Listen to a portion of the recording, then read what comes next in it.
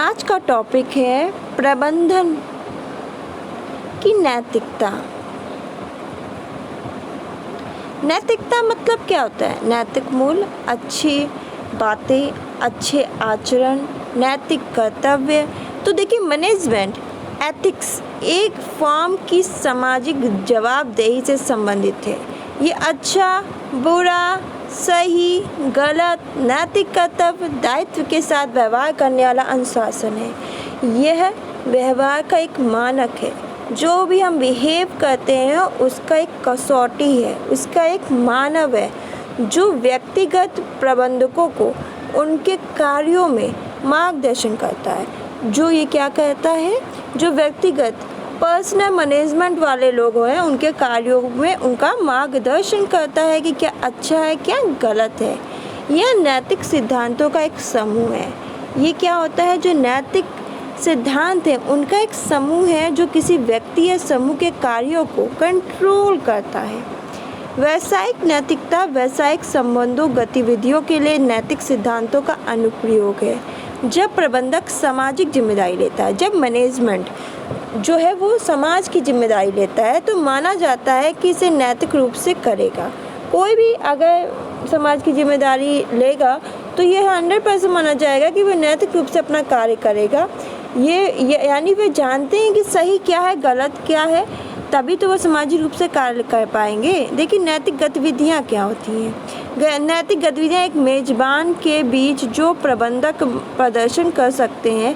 बैरी partner और Warren सीमट द्वारा किए गए अध्ययन में प्रबंधकों द्वारा देखी गई नैतिक गतिविधियों पर प्रकाश डाला गया। सबसे पहला है कि प्रबंधकों का सबसे महत्वपूर्ण लक्ष्य अपने संगठनों को प्रभावी बनाना। जो मैनेजमेंट वाला है तो वो क्या करता है, सबसे पहला लक्ष्य उसका क्या होता है? जो उसका संगठन है, उसका संगठन को वो क्या करे और शक्तिशाली बनाए। लाभ अधिकतमकरण और हितधारकों के हितों का अध्ययन प्रबंधकों के केंद्रीय लक्ष्य नहीं है। लाभ का अधिकतमकरण और हितधारकों के हितों का अध्ययन प्रबंधकों के केंद्रीय लक्ष्य नहीं थे। ग्राहकों के लिए भाग लेने के रूप में महत्वपूर्ण देखा गया। और इसे किसके रूप में देखा गया? ग्राहकों को के लिए भाग लेने के रूप में महत्वपूर्ण देखा गया है। अखंडता सभी स्तरों पर प्रबंधकों द्वारा सबसे अधिक मूल्यवान की गई विशेषता थी। संगठनात्मक मानकों के अनुरूप दबाव को अधिक देखा गया। पति पत्नी नैतिक दुविधाओं से अपने साथियों की मदद करने में महत्वपूर्ण होते हैं। अधिकांश प्रबंधक नैतिक दुविधाओं से निपटने में दूसरों की क्या करते हैं? सलाह लेते हैं। अब प्रबंधन में नैतिकता के प्रकार क्या होते हैं? तो आर्ची बी कैरोल द्वारा 3 प्रकार के प्रबंधन नैतिकता यानी आचरण के मानकों की पहचान की गई है। नैतिकता, ये प्रबंधक की नैतिकता मतलब ये है कि जब हम मैनेजमेंट कर रहे होते हैं, जब हम प्रबंधक कर रहे होते हैं तो उसमें हमें पता होना चाहिए क्या गलत है, क्या सही है। यही अच्छा आचरण, बस यही है इसका मतलब। देखिए, प्रबंधन नैतिकता या आचरण के मानकों की पहचान की जाती है। सबसे पहले होती है अनैतिक प्रबंधन। यह प्रबंधकों द्वारा पीछे नैतिक प्रबंधों की कमी का मतलब है। प्रबंधक मुनाफे को अधिकतम करना चाहते हैं, भले ही वह कानूनी मानकों की कीमत पर हो या कर्मचारियों के लिए चिंता का विषय हो। नैतिक प्रबंधन नैतिकता के अनुसार प्रबंधकों का लक्ष्य नैतिक मूल्यों और सिद्धांतों की सीमाओं के भीतर अधिकतम लाभ अर्जित करना। वे आचरण के पेशेवर और कानूनी मानकों के अनुरूप नैतिक प्रबंधक नैतिकता में मार्गदर्शक सिद्धांत क्या यह कार्रवाई निर्णय हमारे और सभी पक्षों के लिए उचित व्यवहार है। फिर आमूरण प्रबंधन क्या होता है कि इस प्रकार के प्रबंधन नैतिकता, नैतिक और अनैतिक प्रबंधन नैतिकता के बीच के हैं। प्रबंधक व्यक्तिगत और कानूनी नैतिकता का जवाब तभी देगा जब उन्हें ऐसा करने की आवश्यकता होगी। देखिए, जो प्रबंधक व्यक्तिगत है और कानूनी नैतिकता का जवाब तभी देगा, जो प्रबंधक है वो व्यक्तिगत पर्सनल और जो कानूनी नैतिकता का जवाब जब ही देगा जब उसे ऐसी आवश्यकता होगी। अन्यथा नैतिक बोध और जागरूकता का क्या रहेगा? अभाव रहेगा। 2 प्रकार के अमोरल प्रबंधन होते हैं, इनको देख लेते हैं। एक होता है जानबूझ के। प्रबंधक जानबूझ के व्यावसायिक निर्णयों में नैतिक प्रथाओं से बचते हैं। क्योंकि उन्हें लगता है कि गैर व्यावसायिक गतिविधियों में नैतिकता का पालन किया जाना चाहिए। अनजाने में तो प्रबंधक जानबूझ के नैतिक प्रथाओं से बचते नहीं है, लेकिन अनायास यानी अनजाने में भूलवश ऐसे निर्णय लेते हैं जिनके नैतिक निहितार्थों पर ध्यान नहीं दिया जा सकता, यानी जो उनके जो नैतिक उद्देश्य हैं उन पे ध्यान नहीं दिया जा सकता। बचते नहीं है पर अनजाने में ऐसा निर्णय ले लेते हैं जिनके नैतिक निहितार्थ पर वो ध्यान ही नहीं दे पाते। नैतिक व्यवहार के लिए देखिए कुछ दिशा निर्देश जारी किए हैं। यद्यपि प्रत्येक व्यक्ति के समूह में नैतिक मूल्यों का एक सेट है। इस संबंध में जेम्स ओ टोल द्वारा निम्नलिखित दिशा निर्देश निर्धारित किए गए हैं। पहला है कानून का पालन करो। ये देश की कानूनी प्रथाओं का पालन करना नैतिक मूल्यों के अनुरूप है। सच बताओ। संबंधित पक्ष को निष्पक्ष लेखांकन परिणामों का खुलासा करना और सच्चाई बताना प्रबंधों का नैतिक व्यवहार है। यानी संबंधित पक्ष को निष्पक्ष लेखांकन परिणामों का खुलासा करना और सही बताना, ये प्रबंधकों का यानी मैनेजमेंट वाले का, जो मैनेजमेंट करा किसी चीज़ का, उसका नैतिक व्यवहार है। आदर करना लोगों के लिए। नैतिकता के लिए प्रबंधकों को उन लोगों का सम्मान करने की आवश्यकता है जो उनसे संपर्क करते हैं। सुनहरा नियम। देखिए गोल्डन बिजनेस सिद्धांत है कि दूसरों के साथ वैसा ही व्यवहार करो जैसा तुम चाहते हो। यह हमेशा नैतिक व्यवहार में परिणाम देगा। फिर इन सबसे ऊपर कोई नुकसान नहीं है। यहाँ तक कि अगर कानून कुछ उत्पादों के उत्पादन में रसायनों के उपयोग पर प्रतिबंध नहीं लगाता है तो प्रबंधकों को पर्यावरण प्रदूषण के कारण उन्हें नहीं बचाना चाहिए। अभ्यास की भागीदारी।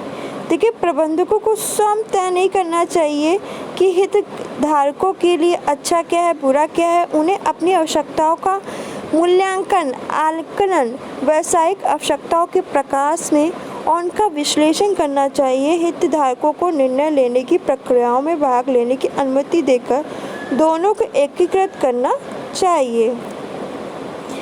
जब उनके पास जिम्मेदारी होगी तो कार्य करें। ऐसी कार्रवाई जो प्रज्वलित नहीं की जा सकती उन्हें केवल प्रबंधकों द्वारा किया जाना चाहिए। उन्हें जिम्मेदारी से संगठन और हितधारकों के लिए लिया जाना चाहिए। प्रबंधन नैतिकता में दृष्टिकोण। देखिए सबसे पहला आता है आपका उपयोगीवादी दृष्टिकोण। देखिए उपयोगीवादी दृष्टिकोण क्या होता है कि इस दृष्टिकोण में प्रबंधक निर्णयों से प्रभावित लोगों पर निर्णयों के प्रभाव का विश्लेषण करते हैं।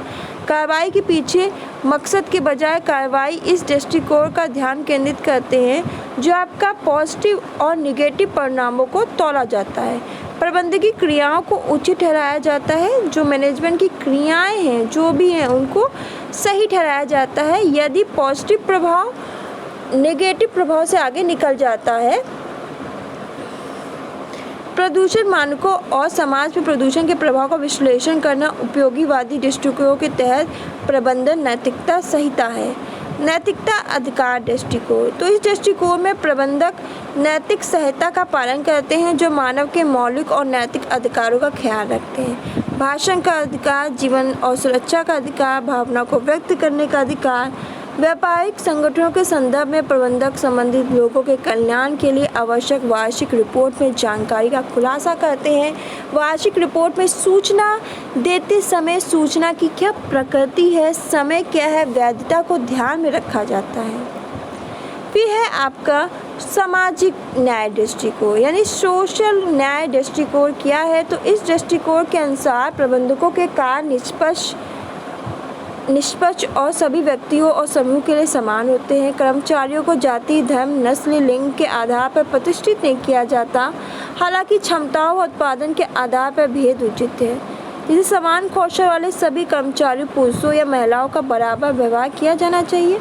अगर समान कौशल है, सभी गुण समान है तो सभी कर्मचारियों और पुरुषों के साथ बराबर व्यवहार करना चाहिए। लेकिन कम उत्पादन करने वाले कर्मचारियों से अलग व्यवहार करना उचित है।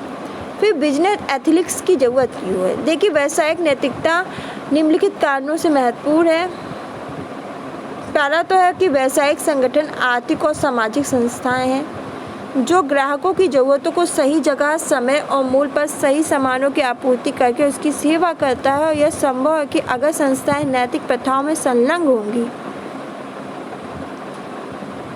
व्यावसायिक नैतिकता फर्मों के लंबे समय तक जीवित रहने में मदद करती है। कामगारों को कम वेतन देना, काम की खराब स्थिति प्रदान करना, कर्मचारियों के लिए स्वास्थ्य और सुरक्षा, उपहारों की कमी, तस्करी, मिलावटी सामानों की बिक्री, कर चोरी आदि जैसे अनैतिक प्रथाएं अल्पकालीन लाभ को बढ़ा सकती हैं, लेकिन उनके लंबे समय तक अस्तित्व को खतरे में डाल देती हैं। इसलिए कंपनियों के लिए अल्पकालिक नुकसान उठाना पड़ता है, लेकिन उनके दीर्घकालीन भविष्य को सुरक्षित करने के लिए नैतिक सामाजिक दायित्वों को पूरा करना क्या होता है, इम्पॉर्टेंट होता है। व्यावसायिक घराने सामाजिक वातावरण में काम करते हैं और समाज द्वारा उपलब्ध संसाधनों का उपयोग करते हैं, इसलिए वे नैतिक और सामाजिक रूप से क्या होते हैं, प्रतिबद्ध रहते हैं। नैतिक व्यावसायिक प्रथाओं को अपनाकर समाज के हितों की देखभाल करते हैं।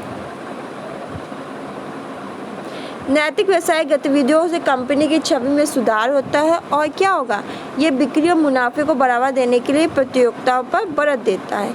किसी देश का कानूनी ढांचा भी नैतिक प्रथाओं को लागू करेगा। उपभोक्ता संरक्षण अधिनियम के तहत उदाहरण के लिए उपभोक्ता अनियमितता व्यापार प्रथाओं के खिलाफ शिकायत कर सकते हैं। श्रम कानून अनैतिक प्रथाओं के खिलाफ श्रमिकों के हितों की रक्षा करते हैं। इसलिए देश का कानूनी ढांचा नैतिक व्यवहार को बढ़ावा देता है।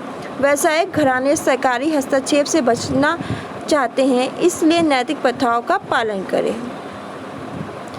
देखिए, वॉटसन ने प्रबंधन नैतिकता के 3 संगठनात्मक ब्लॉक का वर्णन किया है। ये याद रखिएगा, पूछा जा सकता है कि वॉटसन ने प्रबंधन नैतिकता के 3 संगठनात्मक ब्लॉक का वर्णन किया, वो कौन कौन से हैं। पहला, आदर्श की श्रृंखला।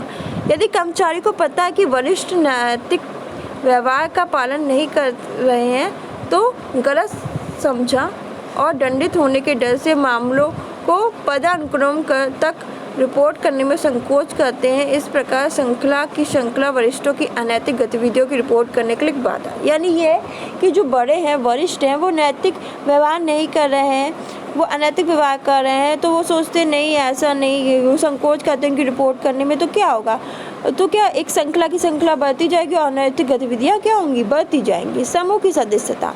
अनौपचारिक समूह नैतिकता के समूह कोड की ओर ले जाते हैं। समूह के सदस्यों की उनकी निष्ठा और एक दूसरे के प्रति सम्मान से दृढ़ता से बंधे हुए हैं।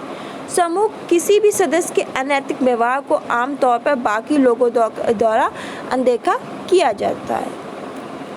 अस्पष्ट प्राथमिकताएं। जब नीति अस्पष्ट होती हैं तो कर्मचारियों के व्यवहार को एकीकृत दिशा में निर्देशित नहीं किया जा सकता। यानी जब नीतियाँ ही स्पष्ट नहीं है, पता ही नहीं क्या आदर्श है, क्या मूल है, जो नीति बनाई वो ही नहीं क्लियर है, तो उन्हें क्या निर्देशित ही नहीं किया जा सकता। और ये समझना भी मुश्किल है नैतिकता क्या है, अनैतिकता क्या है।